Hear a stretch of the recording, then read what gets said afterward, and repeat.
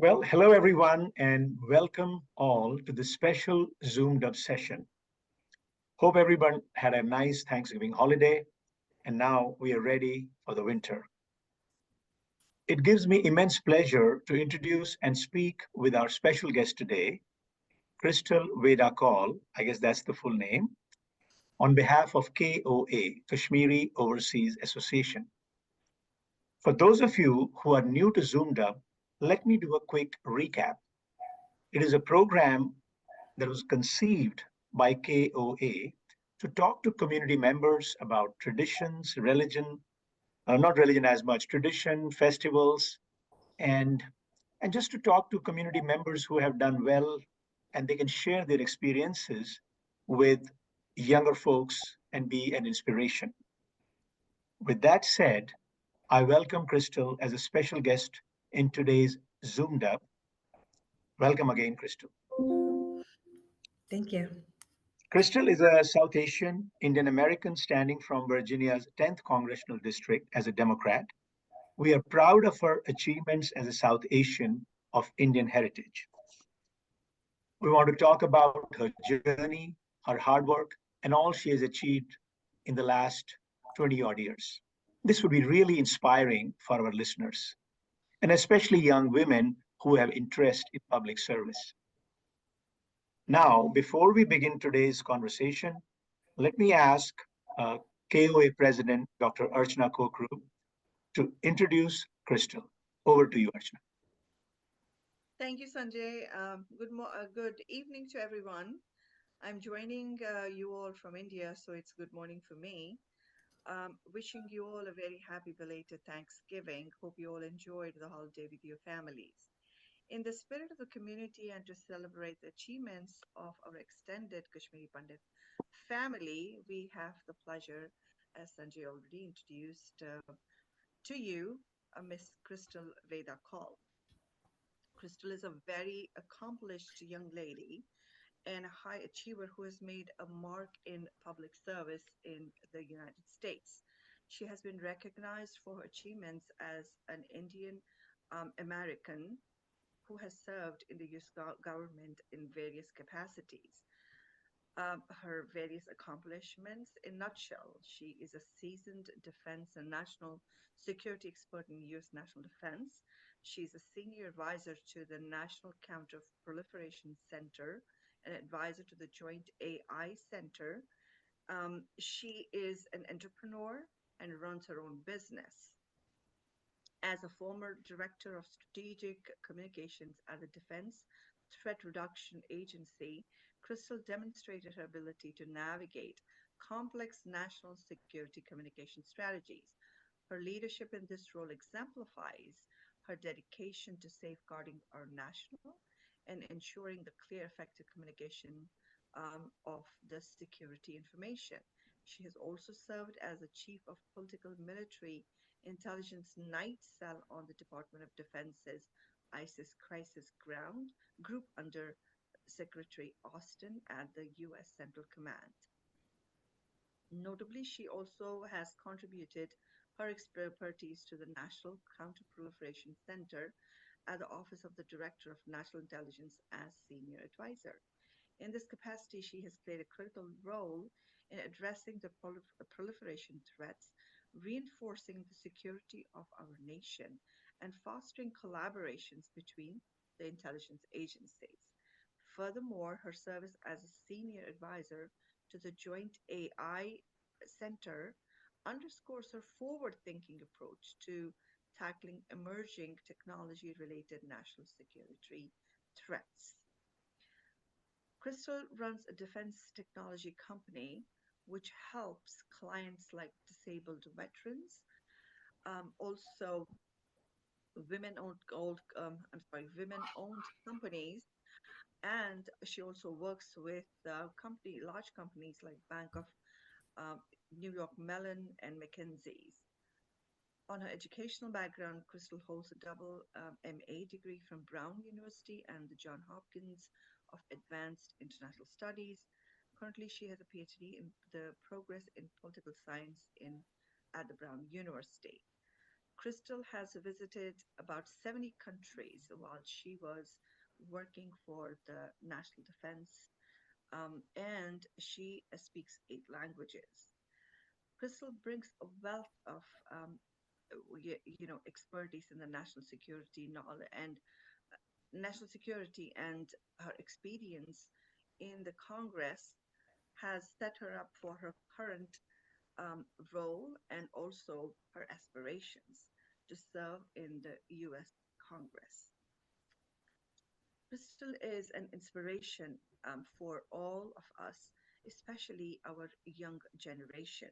She is a very positive influence on all of us and passionate about public service. We are proud to present her to our community members and want to hear more about her journey and her aspirations today.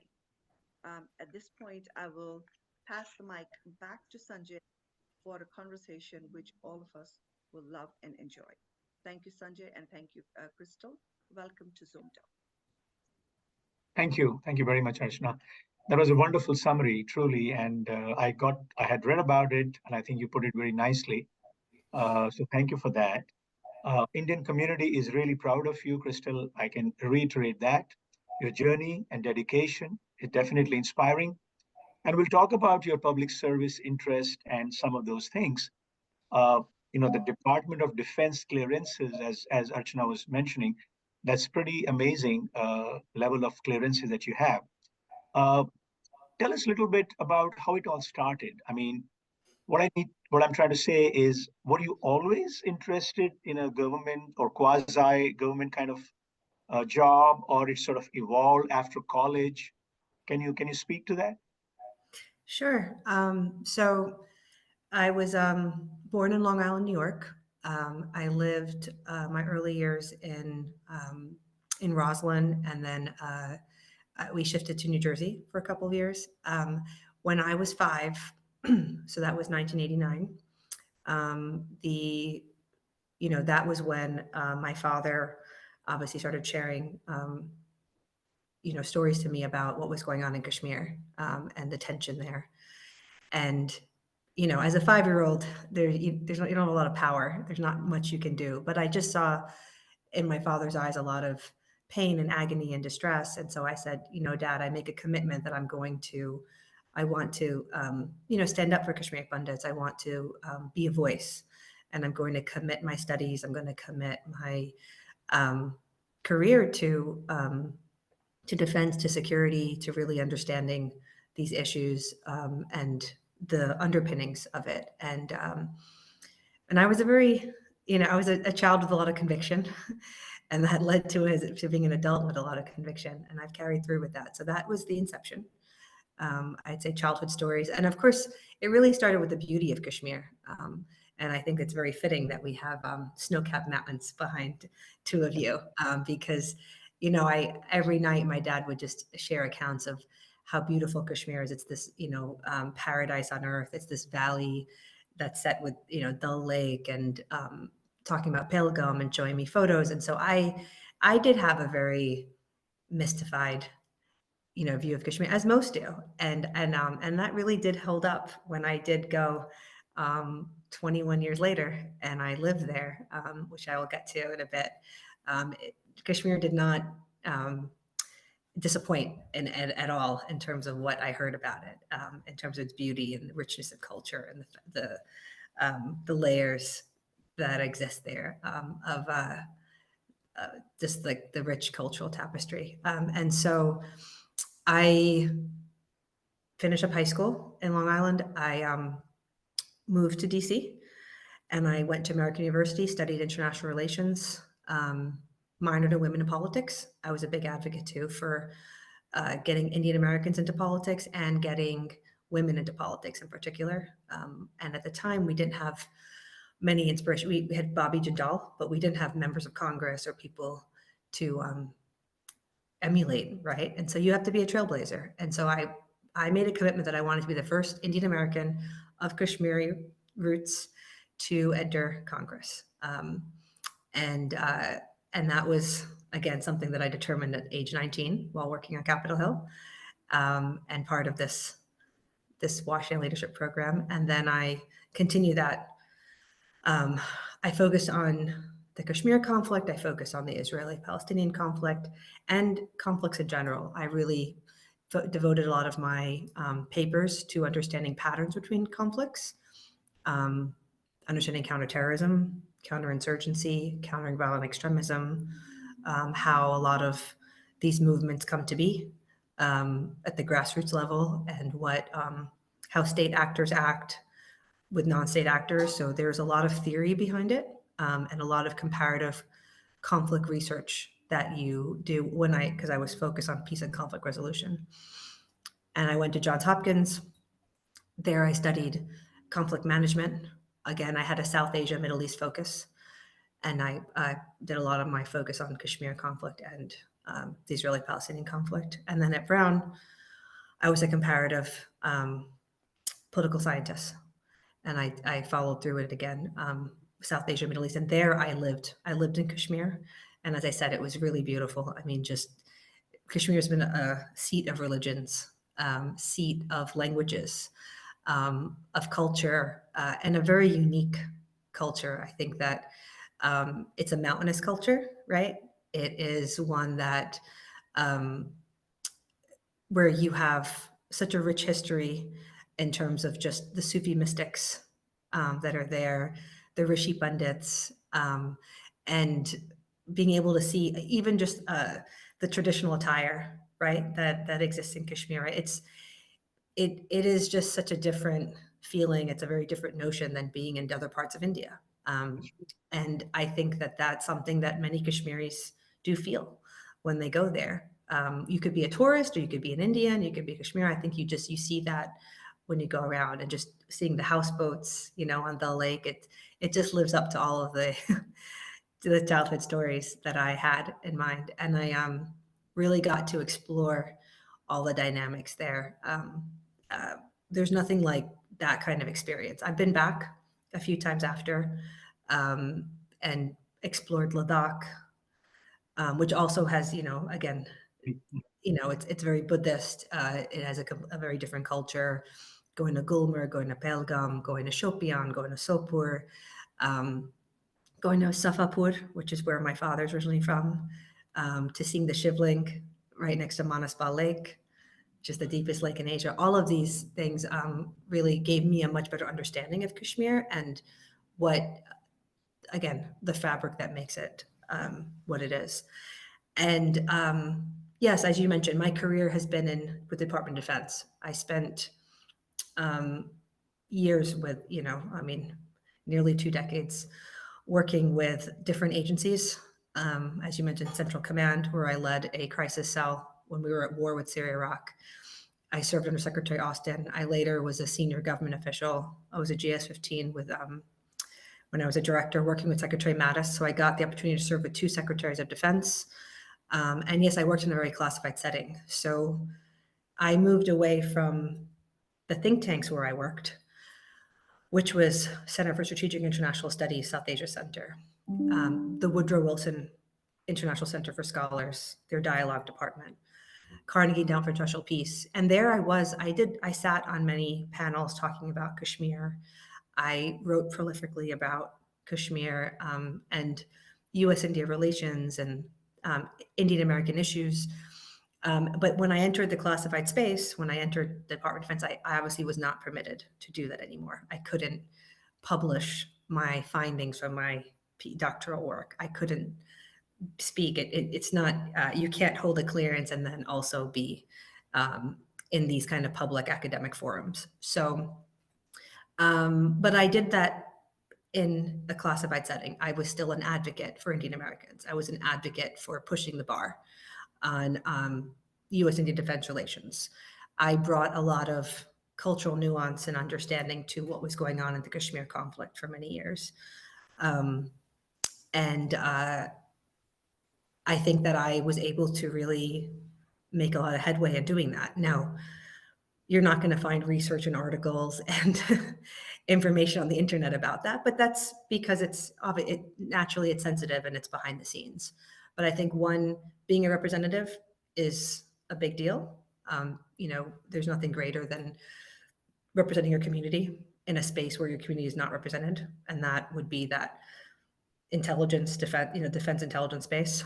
And then on top of being Indian American, being of Kashmiri roots was even more unique because that was almost unheard of. And then on top of it, saying, "Hey, I've actually lived there. I know the language. I can tell you on the ground what's going on," is really the most ideal, and not in the way necessarily of, let's say, a soldier that's at war might get on the ground experience, but actually experience of being a researcher, of being able to have freedom of movement. There's a difference when you're, let's say, attached to an embassy or you're in a government role. You have less of that ability to maneuver. And so I think I had a real opportunity to get to speak with lots of people and to just hear different voices and really understand the lay of the land. Because I went, on behalf of Brown University. And then I got to take that knowledge and apply it again in my academics and in my work. Which brings me to today. I am, I am run a defense technology business.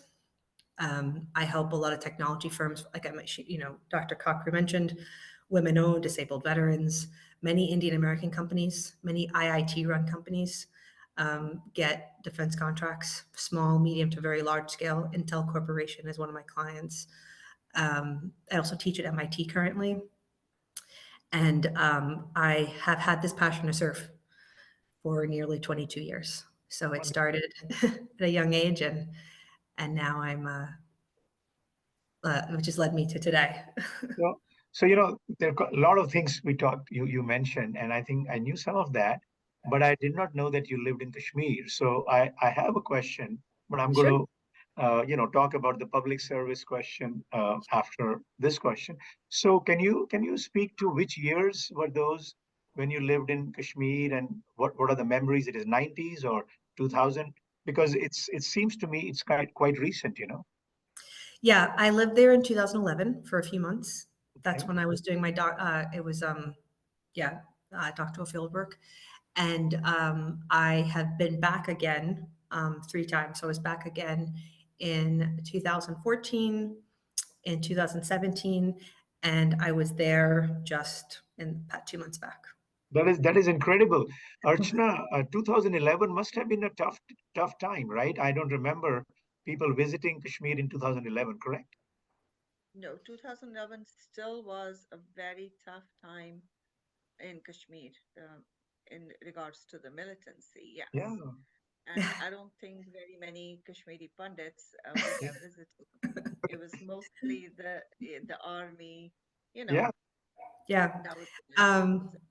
it was definitely unusual, and I was definitely I didn't have any security. I didn't have any fancy embassy title. I was not an attaché. I was I was a young researcher that was just running around, and I was interviewing. No black commandos around you. None whatsoever. I had a very You meager probably stipend. worked to her benefit at that time. Yeah. So, And I was, Srinagar, or you travel to, the campuses? Because I studied in Srinagar. I was in the engineering college, which is in I went, Hazrat. So yeah, yeah, so you were in the Srinagar area or Hazratbal? Can you talk? I lived in Srinagar. I lived in Srinagar, but I traveled all over. So I made it a point. I went to meet with professors and deans at the universities, like Srinagar University.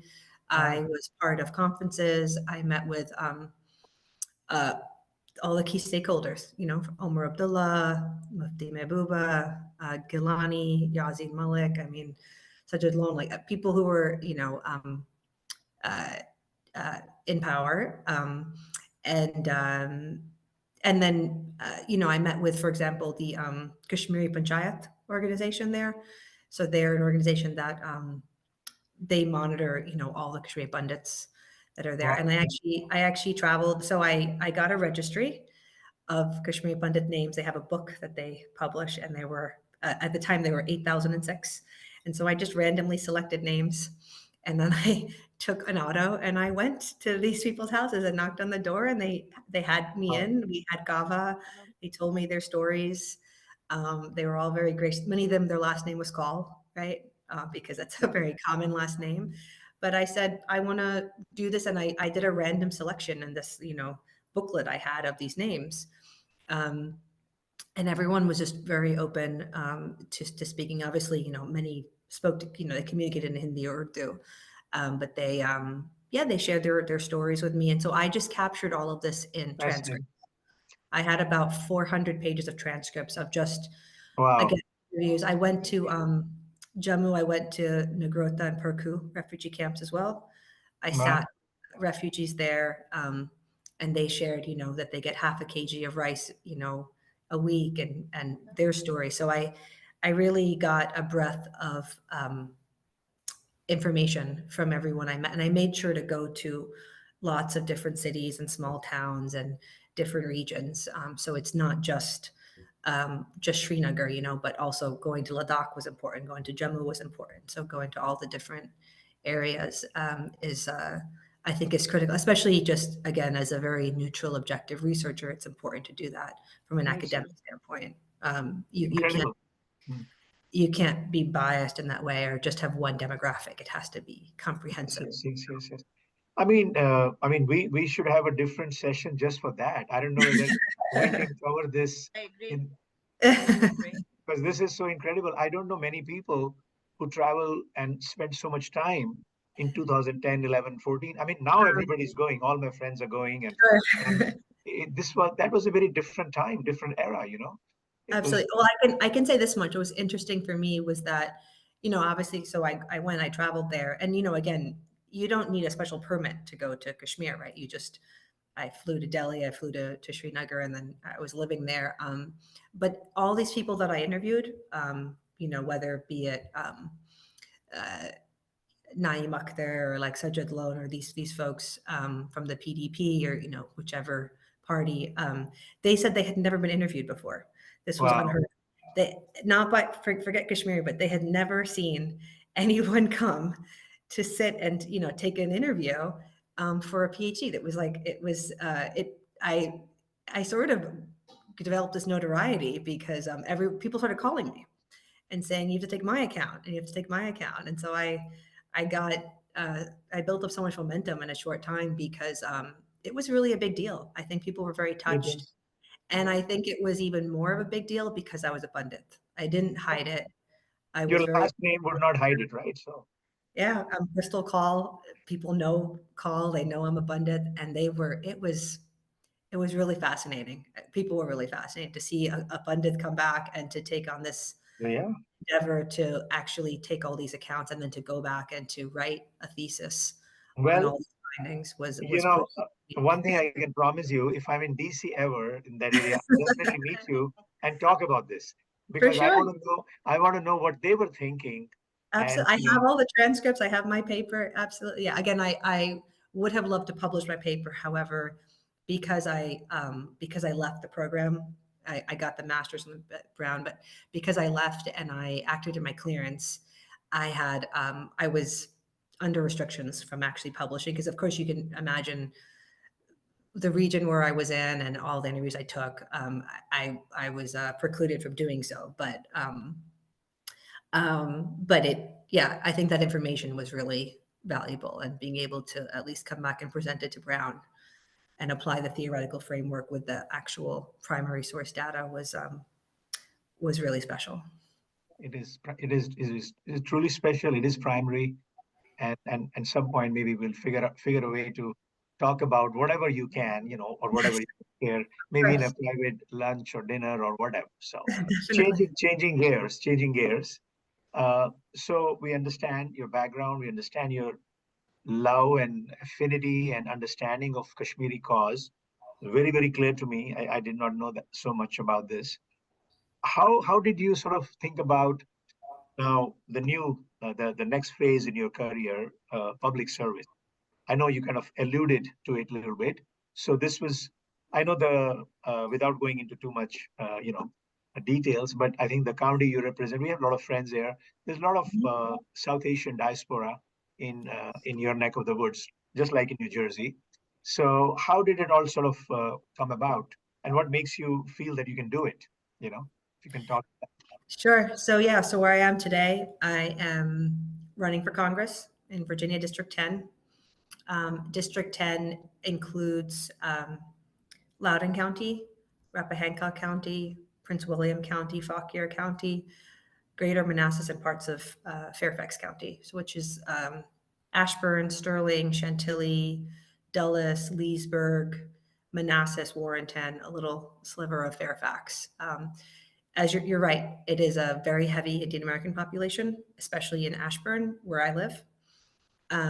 It is about 16% Asian, Wow. 40% minority in my district.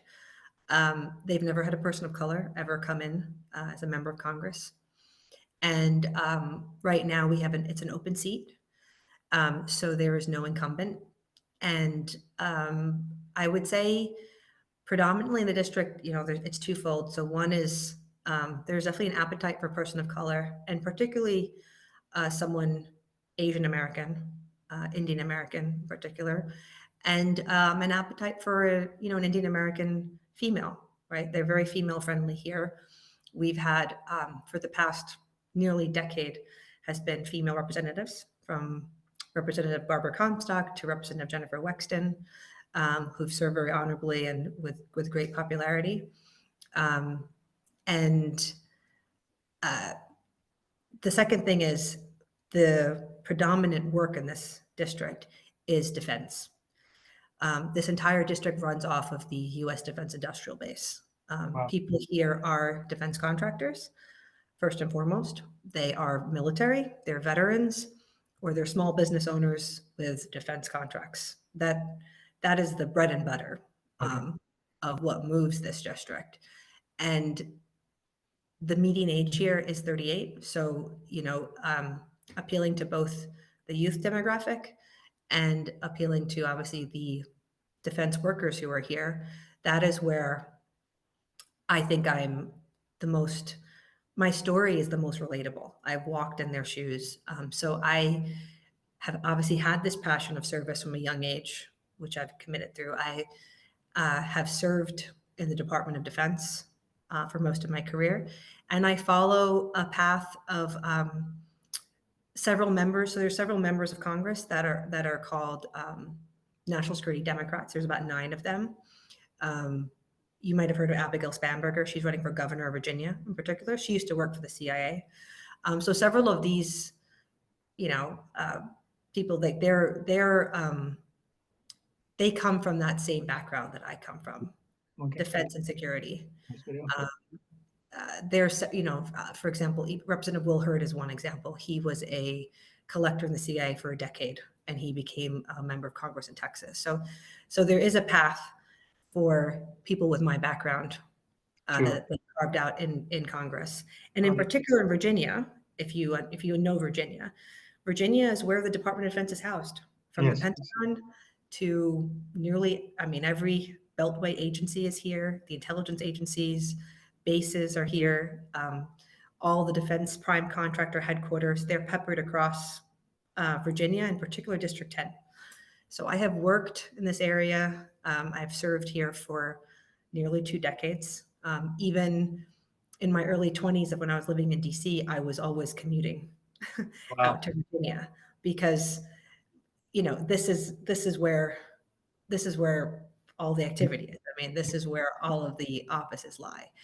And so that is a big reason of why, I want to be a voice for my colleagues. I want to be a voice for my family and friends, and for the constituents in this district. I know what it's like to be a small business owner, women-owned small business owner, and you're struggling to get a defense contract, and you're fighting up against maybe large prime contractors. I know what it's like to work for a big defense contracting firm, like General Dynamics IT, for example, where I've worked, or Leidos, which employ thousands of people in this district, and knowing the challenges you face, the instability of your contract, maybe getting underbid or losing your contract, the struggles of where, we could be on the brink of a government shutdown potentially, and government employees can come back to their work, whereas contractors oftentimes their positions get cut entirely. Sure. So understanding the economy and jobs here is very critical, because that is, at the end of the day, the greatest concern I get it. I get it. I for think you people. definitely are suited. Yeah. And that cross cuts religion, it cross cuts ethnicity, it Ethnicity. cross cuts race. That is, I'd say, again, you can be a minority, you can be excited to want to support minorities, which you appreciate, or women or Indian Americans, but in the end of the day, jobs matter a great deal. And because most people here, again, are in the defense business, they want someone that speaks their language, that knows the acronyms, that again has walked their shoes, and that can stand up for them in Congress. And that is first and foremost where how they see me.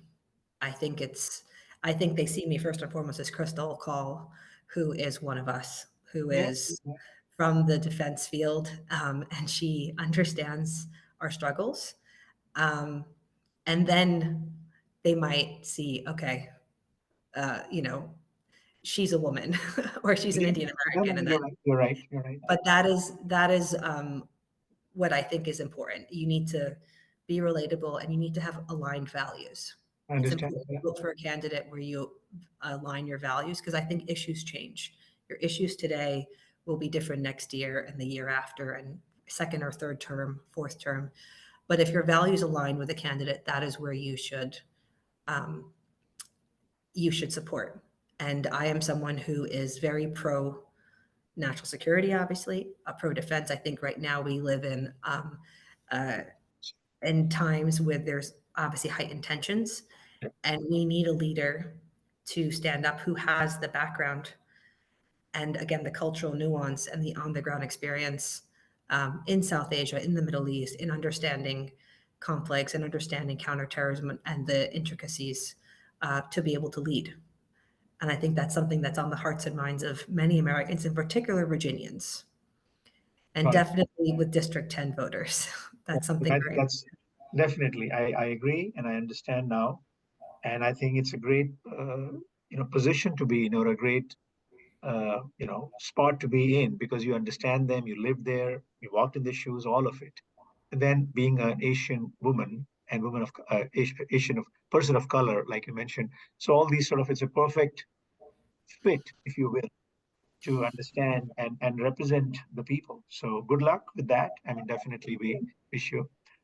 Uh, Changing gears again, I think we talked about Kashmir a little bit, and I think I would not be doing justice to my roots and your roots, and roots of a lot of our listeners who are Kashmiri, who will be Kashmiri or Asian community, if I may say so. A lot has changed in the last 4 or 5 years in Kashmir. I personally think for the good, with the abrogation of Article 370, and people are traveling, there is business, there is economy, and I think it's a sign for the right times.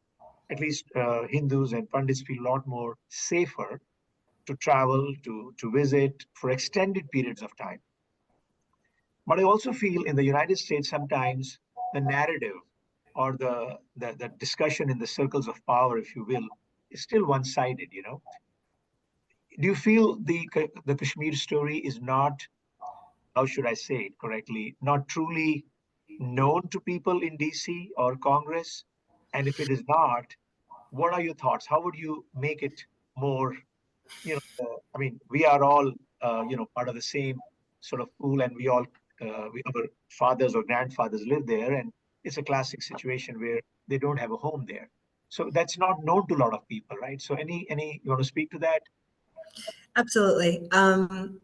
Yeah, I think it's definitely unfortunate. I mean, some people you talk to, they say Kashmir, like, what's that? Where's that? Yeah, yeah, Is that India? Is that Pakistan? Is that yes, disputed? yeah, I get a lot of that, and then you have to, to start, and you have to explain, and 1947, and you go through all the rigmarole, the history. Um, there's definitely not enough awareness. I know that, being a 19-year-old working at the most prominent think tanks in the world in their South Asia centers as a young Kashmiri Pandit writing about Kashmir. I saw that in the Kashmir Heritage Week they would have on Capitol Hill. I think there has not been enough of unbiased representation of what actually has occurred in Kashmir. There's a lot of groups that plug in their own agenda and may have slanted history of what happened. And that is very unfortunate because those 5 days a week, right, which is the Kashmir, Heritage Week, if you, let's say, don't have, again, objective, neutral information sharing, then it perpetuates a certain skewed understanding of what may have occurred in a region. And I think that having a voice really matters. So again, as a 19-year-old, I was pretty frustrated because, again, I did not have the power or clout as a congressional intern to do much. But I said, one day I will. One day I will obtain the right academic credentials, the right experience, and knowledge and know-how to be able to actually be a voice. And I knew I had to go on this path to get there. But I'd say, pushing forward 22 years later, I mean, I haven't really seen much change in that, honestly. Maybe a little bit, 5%, 10%, but there still is there's a big lack of awareness. I know several members of Congress personally, and I don't think that many know what ensued in Kashmir. I don't think that the Kashmiri Pandit voice is at all represented. And I think that this is a story that needs to be told. When I was actually in high school, I was a senior editor of a Holocaust genocide magazine that actually was a national publication, and this was a magazine that highlighted genocides, from the Armenian genocide to the Holocaust, genocides around the world. And I think it was a great initiative that we had at the Coolstone Harbor High School. And obviously I wrote about the Kashmir genocide in there. And I said, at that age, when I was 17, like, we need to have more of this. We need to have more awareness of genocides. We need to have more awareness of what has occurred in our history, because you don't want to have history repeat itself, and you want to be able to share that information. And so I think that, yeah, the Kashmir Pandit story needs to be told. I think we need a voice, and we need representation in Congress. It's the only way to do it. Indian Americans are largely underserved in Congress. It's a known fact. Yeah. Kashmiri Pandits have zero representation.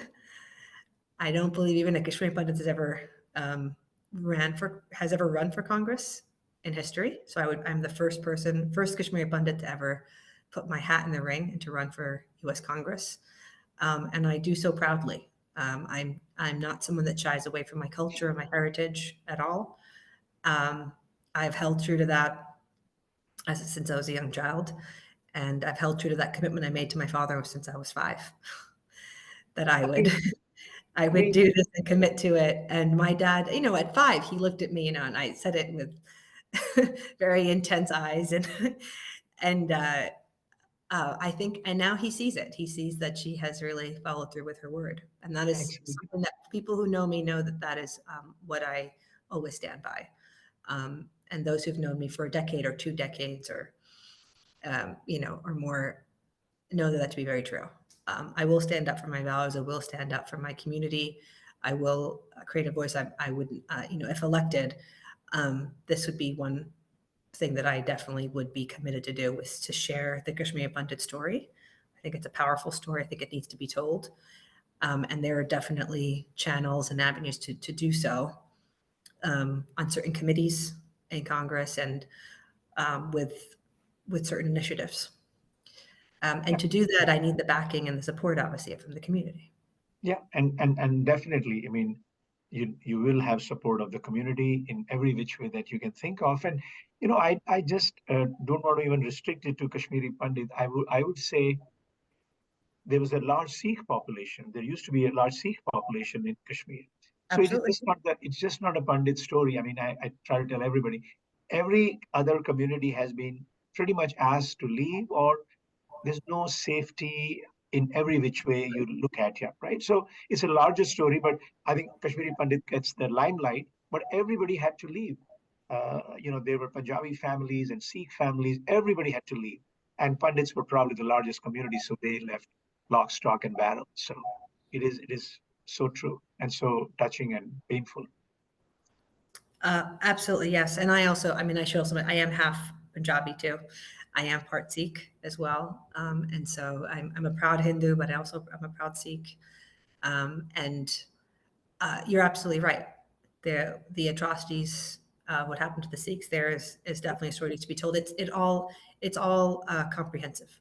Yeah, It's a unified story that needs to be told. It's not um, just one aspect. exactly. And that is also why I live there. It's why I did the research. It's why I go back. It's why I make sure every year or two, I make sure to keep in touch and to go back to Kashmir and to make sure that I'm understanding on the ground what's happening and speaking to people. It's just not the same as reading articles or news. And I talked to some people who are very passionate about Kashmir, but again, the last time they may have visited was 40 years ago or 50 years ago. Exactly, exactly. And I say, one thing I actually really would like to push for, I'd like to actually bring delegations back to Kashmir. Yeah, Would love to absolutely. bring a group of members of Congress and Mhm. have them visit Kashmir. I would like to bring, um, leaders like think tanks there and industry leaders and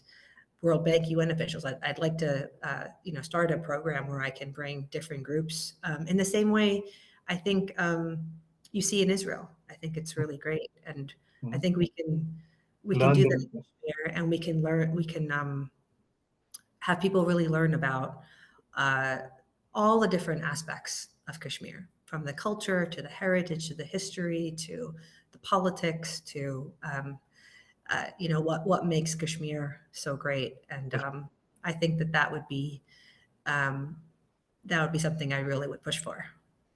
So I mean, to the same point, and I can tell you, so I feel bad for Kashmir region in many different ways. You look at India. I go to India almost every year.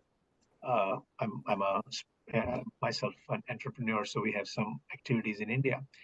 And the rest of India is changing so rapidly when you go to Bangalore or Chennai or Hyderabad. There's so much growth, so much potential in terms of jobs and opportunities. But nothing has happened in Kashmir for all the reasons that we talked about. 30 years, nothing. It's just ethnic violence, strife, pain, and suffering. I mean, there is money. You can see some prosperity, but it's very not developed in thinking, education, all those things. So there's a lot by the delegation part that you're talking about. Those kind of things, those kind of changes can happen, hopefully in our lifetime. So, well, you know what? I can talk to you a lot about the history and kind of experiences you have, but we need to look at the time and in the interest of the time, I want to ask you one last question. Final words for the community, especially young Asian Americans, young South Asian women who have interest in public service. I want them to be inspired by you. They are inspired, but I want you to say something about Sure. Okay. So I grew up in an Indian American community in Long Island. That growing up, your career tracks were to be a doctor, a lawyer, or an engineer. um, maybe professor, but I mean, that's pretty much your purview. So being 17 and saying, hey, I want to go to DC and I want to become a politician was not something that people were very supportive of. Or moreover, they looked at me like I was crazy, right? The aunties and uncles at weddings and like, what do you want to do, Beta, when you grow up? And I'm fortunate that my father was a big champion. He was very supportive of me, my career, but as a community, this was not seen as this is a career track or this is really something viable or, it's going to lead to anything. And you should really move into a safe industry where you can have gainful employment. And so I thought, okay, well, since then they would say, well, look around. How many members of Congress do you see? This was when I was 17. I said, well, none, auntie and uncle, but maybe I can be the first. And so I think sometimes you have to be a trailblazer. And that's what I did. And it was great that when I was 20, I was sitting in Israel, with Ro Khanna. He was 28, right? And this is sort of before he became Ro Khanna. And I was 20, he was 28. And we're both sitting there talking about wanting to become members of Congress one day. And I'm really proud that he went and he did it. And he had the same conviction. And he is also, he's about 7, 8 years older than me. And I said, I'm going to do this too. And now I'm now finally fulfilling that conviction and that goal that I had at a young age. So I say to all of the young girls, uh, don't let anything be a barricade. Don't let anyone be an obstacle. There'll be many naysayers along the way, from your, people in your community, people in your universities, maybe professors, to your bosses at work, and there'll be a lot of obstacles and just barriers that you think you can't move past. But at the same time, you will find I also had some great mentors, and I had some really great champions at a young age. Some professors who are still my mentors today from American University. Many 4-star generals, 2 secretaries of defense. I had, so for every 20 naysayers, you end up with some really great, amazing champions who have been there, and not just now. I mean, I have, generals for 20 years who've written every letter recommendation and have helped me move past every hurdle. And so I say you have to just keep pushing forward and keep working to achieve your goal. And I'm really proud to say that today I have, uh, the largest number of my volunteers are young Indian American girls who are interested in getting into politics. These are girls, they are Telugu, they're Punjabi, they're, from different ethnic groups, Kashmiri, and they are all like, Krystle, we want to go into political science, and we want to go, and we want to, serve in Congress. And I think it's amazing. It's amazing that I see so many today that are like, I'm from around the country, who are now on, and I think that we need more representation, and we need to be the role models we want to see. And that's the best advice that I can give. For years, I've been part of the KOA camp in Chicago, the KOA youth camp in Dallas, and I've been. I didn't get to mention that I've actually been a KOA member to many KOA meetings here in DC. So I've been a proud member of KOA for many years. I would say that I think everyone should visit Kashmir. I'm a big proponent of going back and, visiting this land that we all know so fondly of, and just take in the beauty that is Kashmir. Enjoy the apples, enjoy the walnuts, enjoy the shawls, enjoy the houseboats, all of that. And if you would like to learn more about me, I have a website. It's www.krystleforcongress.com, and it's spelled KRYSTLEFORCONGRESS.com. I have the primary vote is June 18th next year, and I'm just looking for support, contributions from the community. So please reach out there. My phone number is listed on it. Email. It's if you want to email me, it's Krystle, KRYSTLE at krystleforcongress.com. So you can reach me easily there. And I'd love to hear from all of you. I'd, love to get any support from the community, because it does take a community to get into Congress. And so with that, I thank you for the opportunity again to speak, and I really appreciate the time. Great.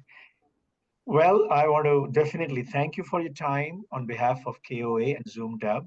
And also, I think Archana is still here with us. So it's a morning for you. And I think we woke you up really early. We wish you success, Krystle. We wish you luck. And whatever community can do, we'll try to do and help you along the way. And if Archana, you want to say some final words also? Yeah, I just want to say that it has been a very interesting and enlightening morning hour for me here. And thank you, Krystle. It was such a pleasure having you and talking to you and knowing, how you reached to this stage, your journey. especially in connection to Kashmir, of course, which is primarily, what interests us. Of course, many other aspects too, but there, our heart is where Kashmir is. Obviously, we are so proud of you. Your passion, your commitment towards public service is truly inspiring, especially to young generation. And as you said, that many of the volunteers that you have are young, Indo-American, younger generation, especially girls. So it should be encouraging for all of us, the next generation. We have a lot of KOA youth who are interested in public service. So you there are, you know, a role model for that. We wish you luck, and we hope that we'll have you back with ZoomDub and this program to learn more about who Krystle Kaul is. And of course, in future, with your successes, we'll have so much more to talk about. And Sanjay will have a really interesting ZoomDub session for all of us. Thank you, everyone. Thank you, Krystle. Thank you, Sanjay. Thank you, Indu, for doing this. And until we meet again, thank you. Thank you. And good evening to you all.